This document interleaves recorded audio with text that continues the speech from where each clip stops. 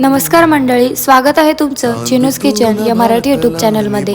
तर आज आपण कुरकुरीत आणि खुसखुशीत मुगाची भजी कशी बनवायची ते पाहणार आहोत आणि या 2 टिप्स वापरून तुम्ही अगदी कुरकुरीत भजी बनवू।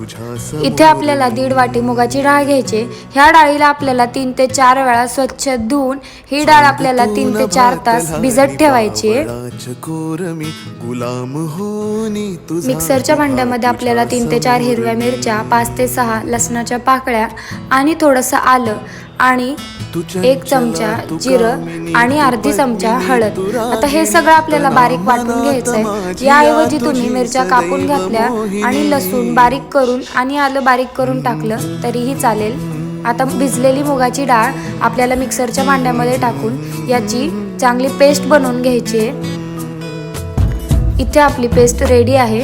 आता यामध्ये आपल्याला मिरची आणि आलं लसणाचं जे आपण वाटण घेतलंय ते याच्यामध्ये ऍड करायचंय आणि 1 वाटी बारीक चिरलेला कांदा ऍड करायचा आहे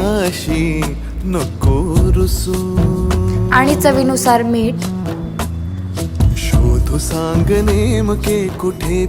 आणि थोडीशी कोथिंबीर। आता हे सगळं आपल्याला छान मिक्स करून घ्यायचंय। उरात श्वास कोंडतो गाशी नको रुसू शोधू सांग गरम झाल्यानंतर यामध्ये आपल्याला भजी अशी थोडी थोडी छान सोडायची आहे। तू प्रेमला अशाच पद्धतीने आपल्याला तू कोमला तू दामिनी भजी करून घ्यायची। जरी तरी तुझाच चित्त जोर मी थोडी थोडी भजी याच्यामध्ये सोडते तेलात। तुम्ही बघू शकता आपली भजी छान दोन्ही बाजूने फ्राय झालेली आहे। आता आपल्याला ही काढून घ्यायची आहे।